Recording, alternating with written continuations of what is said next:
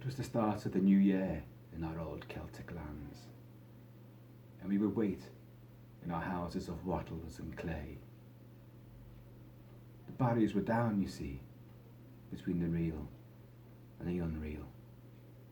The dead might be looking in to sit by our fires of turf. Halloween, the festival of Samhain. The last great one took place 3,000 years ago, and the hills ran red with the blood of animals and children. Hey folks, Kilt-Man here, Kilt-Man! At your service. Now, at present, we are nowhere near Halloween, but in the way things are going at the moment, we're still going to be in lockdown and absolute limbo come October 31st, when the barriers are down between the real and the unreal. By the way, what you just heard there, what I was quoting was Dan O'Herlihy's fantastic, doom-laden speech as the immortal warlock Conal Cochran from the awesome Halloween 3 Season of the Witch, the film that Michael Myers devotees, there he is, tend to just pour scorn all over. Unjustifiably, yes, the film came out and was called Halloween 3 and people expected it to be another Michael Myers movie. It was not. The shape is not in it, except on the TV screens, because Halloween, the original, is playing on the Howarth that night when Conal Cochran, Dan O'Herlihy, is about to unleash his greatest joke upon the world. His biggest trick, not a treat, it's a trick. His masks from his Silver Shamrock factory in Santa Mira, California, have got a little microchip in them, which when the kids put them on and they sit in front of that TV broadcast, it will ignite their heads into an eruption of spiders, snakes, and all sorts of creepy crawlies as their heads just explode into pure Lovecraftian chaos. The best joke of all, on the children, because as he says to Dr. Dan Chalice, played by the awesome Tom Atkins, the greatest trick of all, on the children, because you thought Halloween was just the quaint old tradition of having your children put on masks and go begging for candy. The way he says it's awesome. Folks, I'm not here to review the movie right now. I'm here to review something just there. Yes, now, first I'll wet my whistle. And then I'll put some music on, because kind of weirdly, after getting that initial opening quotation correct, I had forgotten to turn the music on. John Carpenter's awesome score to Halloween 3. John Carpenter did not direct Halloween 3, but he did produce it, and he did write a script, a draft of it. Famously, now, when I do a video on the full review of the movie, I'll go into this at great length and in full depth, of course. But a bit of background, because you know what I'm like. I can't just review a mask without discussing the film as well. But Nigel Kneale, the great British sci-fi / horror author and fantasist, born in the Isle of Man, by the way. The Isle of Man, which, where I'm sitting right now, in Wallasey on the Wirral Peninsula, from me, as I sit here right now, it's over there. It's pretty much behind the eye, the blackest eye, that you can see in Michael Myers' face there. That's where it is. And it sits between England, Britain, and Ireland. And it's a place of myth, folklore, tradition, legend. They still believe in fairy folk there. There is a bridge called the Fairy Bridge that when you go over it, whatever time of day it might be, you say, "Good morning, fairies." And if you don't, bad luck will be for you. I've been there many times. It's okay. Some would say that it's bad luck to go to it. No. The Isle of Man's glorious. There just isn't a great deal there. You've got the TT races, I know, but, anyway. But it's steeped in tradition, and Nigel Kneale, who created Quatermass, is from there. So his draft, his initial screenplay, and John Carpenter couldn't wait to work with this guy. Oh, this will be fantastic. And the script had many great ideas in it, but both John Carpenter and Tommy Lee Wallace, John Carpenter's mate, who directed the film Halloween 3, thought, I think it spices up a bit. So they're the ones who created the whole Stonehenge aspect and the whole heads erupting into snakes and spiders and all that kind of thing. So they added a lot, and head rippings and stuff. The film is quite graphically violent, which Nigel Neal did not like. He shunned it and he wanted his name taken off the picture. And in the end, he basically cut his nose off to spite his face, because even though the film wasn't warmly received, it has gone on to gain quite a cult following. I loved it from day one. From day one, I thought it was a fabulous, fabulous movie, and I really do cherish the movie. And I think it's the best Halloween sequel that we've had, because it hasn't got Michael Myers in it. And I'm a massive Michael Myers fan. But anyway, where's the music gone? Spooky. But the film's gone on to gain a cult following. So it has made money, but because he's took his name off it, he's getting no royalties. Nothing. So anyway, Carpenter spiced up the script. Tommy Lee Wallace then reworked it again. So the finished movie is ideas from Nigel Neal, a reworking by Carpenter, and then a final product by Tommy Lee Wallace. And it brings in sci-fi, thriller, paranoia. It's terrific. I've now turned that up too loud. Anyway, in the film there are masks again, and you do see Michael Myers' mask. And incidentally, the guy that played the Shape in Halloween 2, which is the way you see the mask there, that's Halloween 2, was Dick Warlock, who was the actor and stuntman and the body double for Kurt Russell. I've discussed this many times, and I've done an entire video on the life and times of Dick Warlock. Warlock's a great name because he plays one of the android henchmen, the robotic henchmen with human skins and all that work for Colonel Cochran, and Colonel Cochran is a warlock. So Dick Warlock works for a warlock. And but yeah, there are 3 very famous masks are in the film Halloween 3, Season of the Witch, and they were all designed by Don Post. Don Post, who is the godfather of masks. His stuff is still getting remade now, even though they went out of business. I don't know when it was, but it was a while ago. And excuse me again. In the end, we don't decide these things. The planets do. It's time again. They're in alignment.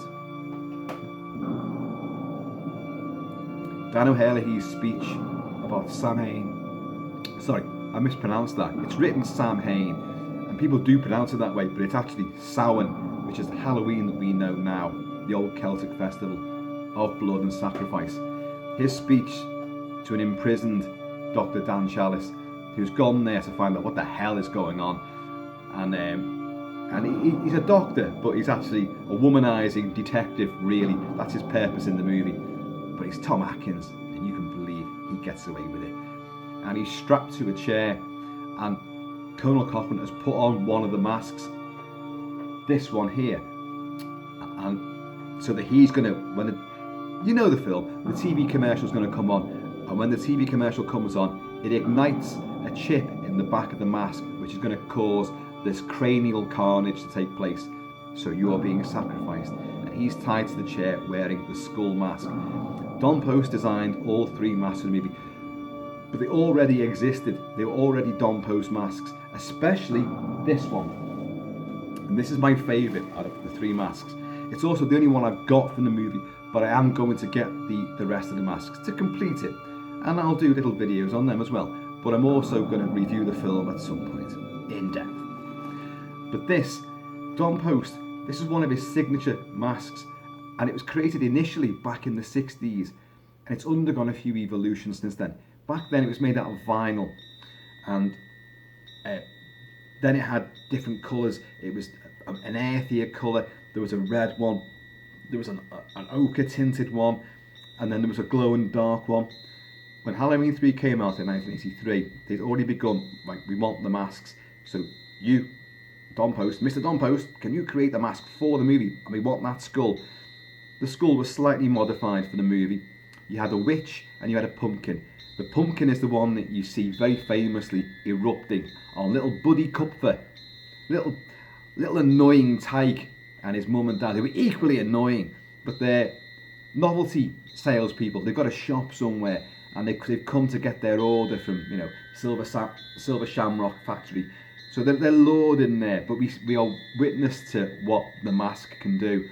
When the TV broadcast comes on, you know, boom, his head just goes up, and it's the pumpkin that does it. You see the witch one, not that often, but you do see it in montages of kids traipsing across, you know, Daytona and Idaho and all these other places on the night of Halloween, all going home to watch the advert for the in the middle of the big horror-thon on TV, and the big giveaway at 9, where they're going to show this commercial, which is all like, it's got a really annoying jingle, which you're going to hear because I'm going to play it at some point, and all these masks do this, and the kids all sit there, hey, yeah, with their masks on. So come that night, it's just going to be wall-to-wall, worldwide carnage, or at least carnage as far as Colonel Cochran's Silver Shamrock distribution rights will go. So maybe it's in North America, who knows.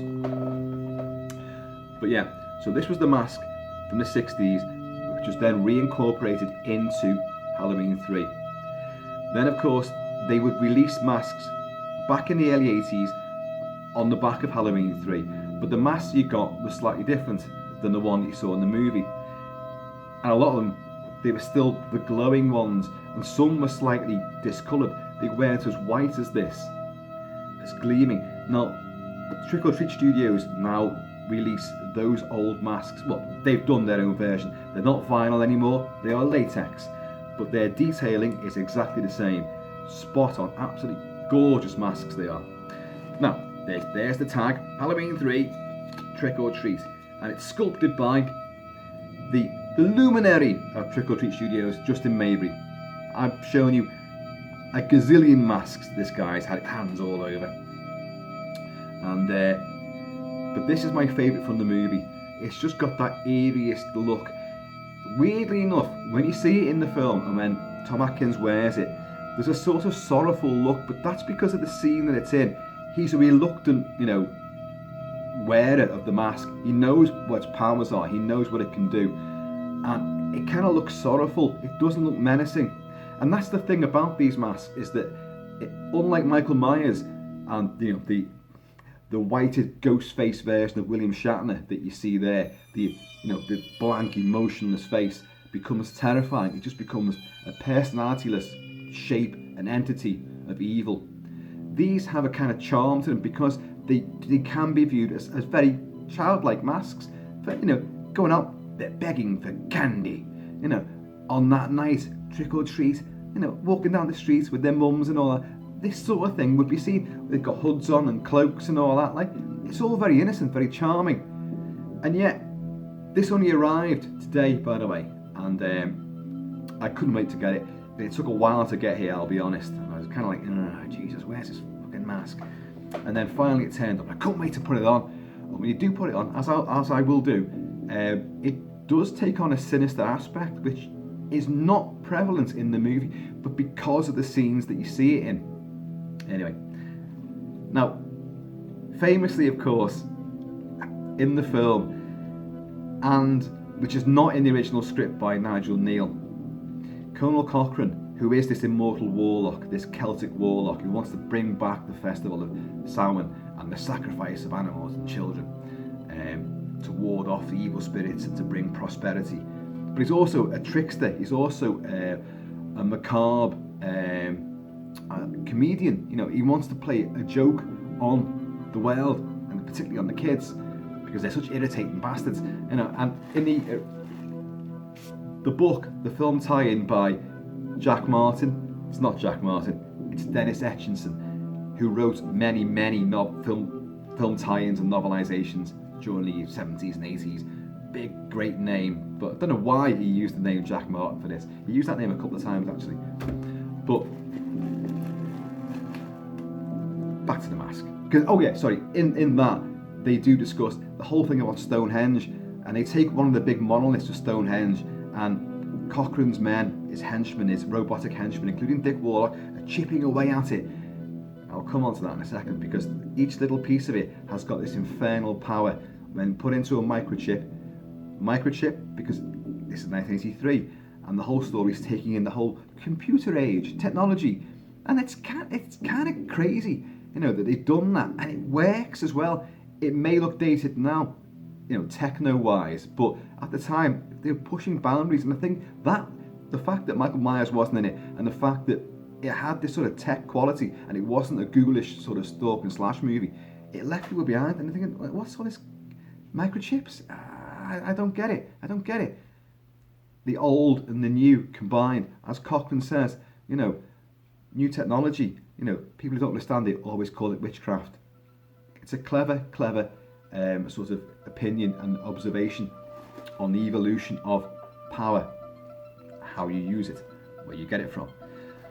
But Stonehenge, throughout the movie, you see clips on TV that one of the massive monoliths, one of the main ones, has been stolen from Stonehenge, and you just see it in the background on TV, you know, news broadcasts, but Cochran's got it there in his great big, you know, fortress-like, you know, factory plant, and it's brilliant in one of the most economic yet brilliant lines that I have ever heard in a movie.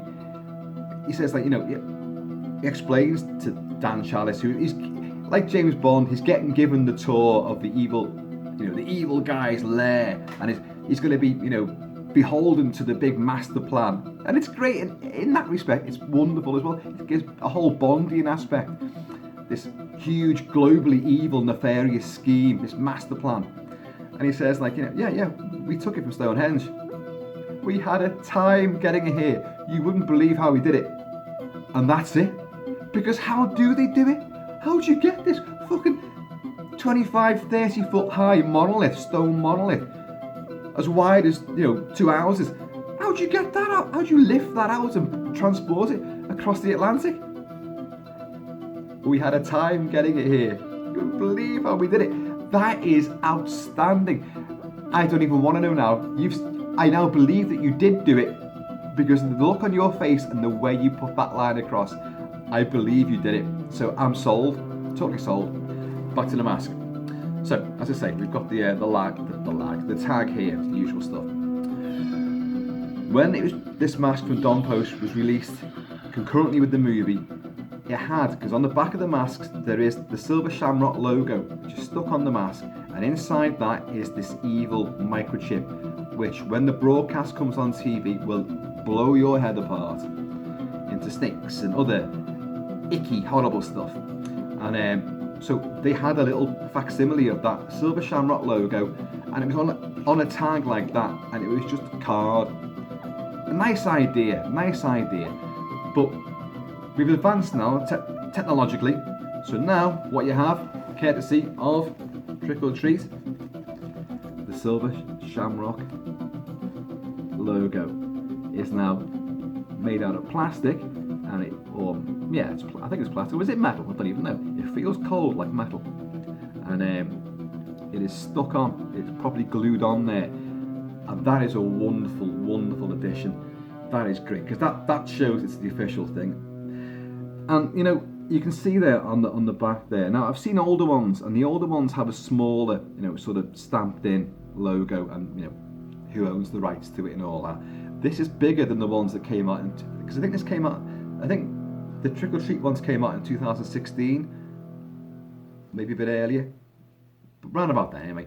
And I've seen those older ones, and they have a smaller block of details here. And this is just saying, you know, Universal, Halloween 3, the rights, made in Mexico. It's just got that blurb. Now, ordinarily, I would not like being able to see that on the back of a mask. I want the mask to look like it did, because the masks usually are the look of someone's face, a monster's face in the movie. And he didn't have a fucking stamp on the back of his head, did he? You know, a big logo. So I don't like that. I understand why it's there, but I don't like it. But in this case, it does make sense, because these are masks that were manufactured in the movie to be sold as latex masks to kids. So it kind of makes sense you'd have that advertising blurb and license holder sort of terminology there. Makes sense, does make sense. Another thing, well, a version came out as well, I think 83, 84, 85, that sort of period. A revamped version of this came out, which had like an extra tooth over here, And these were known as, I think they had a particular name. I'm not sure why they were brought out, but that was another version, a variation, very rare to get hold of, but it exists. It's out there somewhere. But this has got the normal. This is the movie look. Now, here's the other thing as well, and this is the crucial thing, right? For some reason, a hell of a lot of these masks are missing something when you get them. Can you tell what it is yet? Well, you can't, because I've added it. Now, mine came, like many of them do, without this piece here being coloured in white. So all this blank expanse of nasal cavity. Don't forget, there's not meant to be no bone in there, it's all cartilage, but there is something that runs down the centre, and I forget the technical term for it, but in the film that is coloured in white, and you see it, it's there, and all the original masks all have that in there as well. But a lot of these now, when you get them, they are just completely black in there, you know, and it's not there. The ridge is there where that cartilage would be, but it's not white.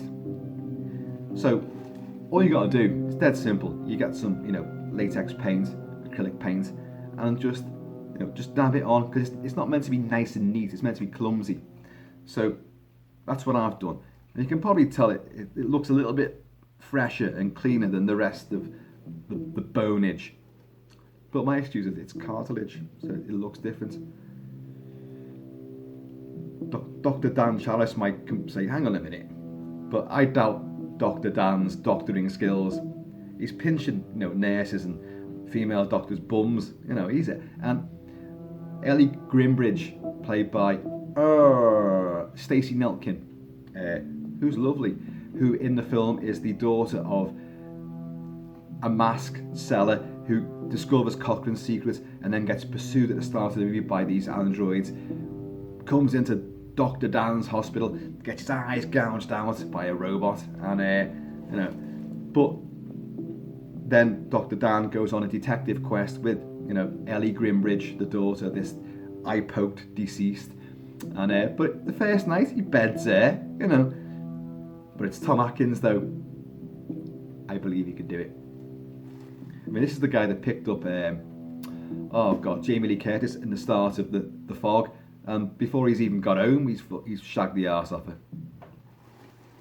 Anyway, this is the mask, and it is absolutely gorgeous. I will now, using my Celtic ski and do, Cochran would approve. Dan O'Herlihy, who plays Cochran, was also famously the big head honcho in RoboCop. Dick, I am most disappointed. You know, when poor Mr. Kinney gets machine gunned to bits by the Ed 209. And he's also the alien Grig in The Last Starfighter, and he's totally bedecked in latex in that as a reptilian, you know, star pilot. But he's a wonderful actor, and by far the performance that I remember him for is as Conal Cochran. His sinister speech, which I tried to deliver, you know, as best I could, is just fantastic. So we're going in. Things are gonna get bony. Quite a small mask, this. They are made for kids.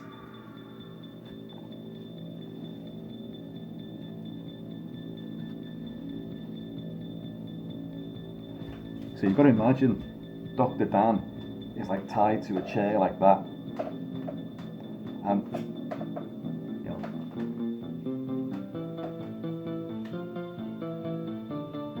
that's great, isn't it? It's the way it's curved. It's got this sort of spongy, you know, tightened quality. In the film, the mask does tighten on the poor kid's head, like that. You can imagine where it would be doing that.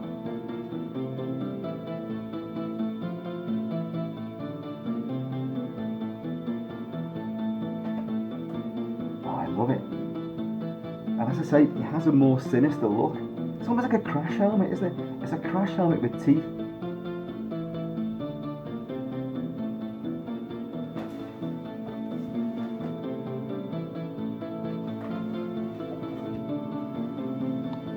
Oh my God. God, I love it. I genuinely love this mask.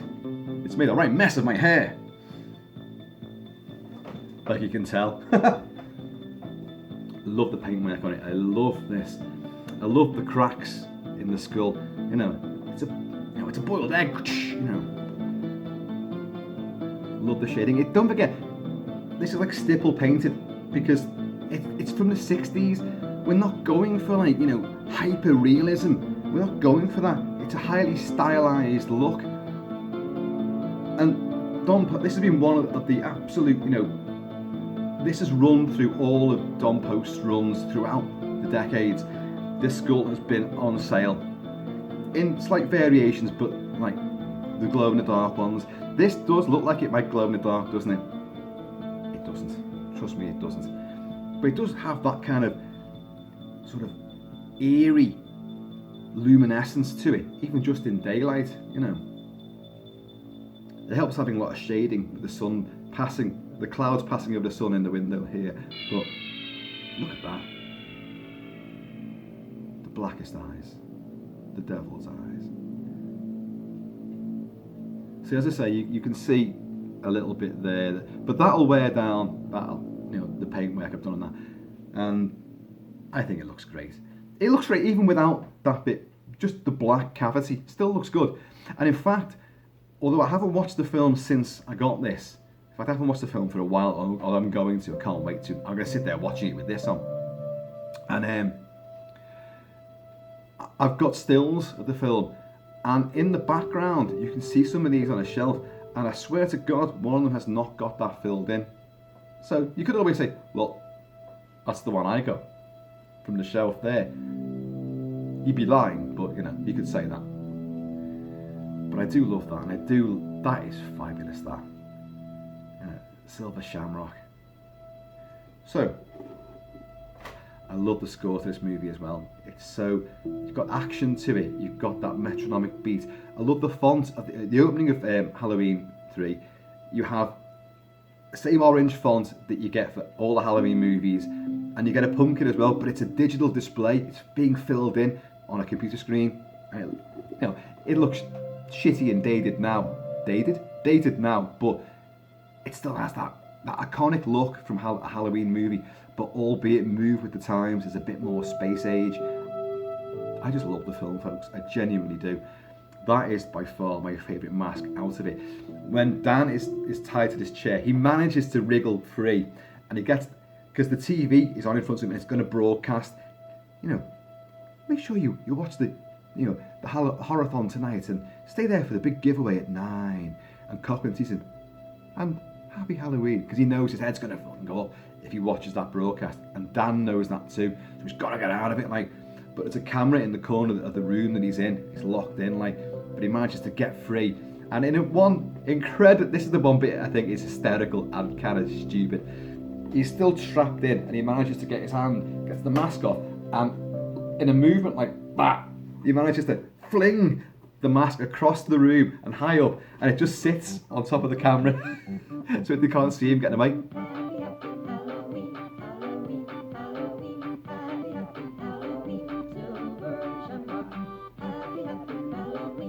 And the voice at the end of this saying, "Don't forget the big giveaway at 9. That's director. That's Tommy Lee Wallace saying that, the director of the movie. And remember the big giveaway at 9. Don't miss it. And don't forget to wear your masks. The clock is ticking. It's almost time. Happy Halloween, Halloween, Halloween, happy Halloween, Silver Shamrock. Happy Halloween, Halloween, Halloween, happy Halloween, Silver Shamrock.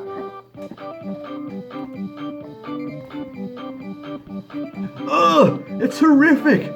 Snakes and eels and spiders in my hair! Folks, Trick or Treat Studios, Halloween 3, Season the Witch, the Skull Mask. You can get the witch, you can get the pumpkin. This is the best. I'm going to get all of them, and I'm going to give you the lowdown on all 3. Well, on the other 2. I love this movie. I love this mask. This is going to get a lot of exposure, shall we say. I mean, you could put a hood on with this, a cape, whatever. It could be anything. You can use it for anything. But to me, it's Conal Cochran's last trick, the biggest joke on the world. It's time, you see. The planets are in alignment. In the end, we don't decide these things. So, folks, in the meantime and in between time, be happy, be safe. Watch out for Irish salesmen selling latex masks. I'm going to see you all.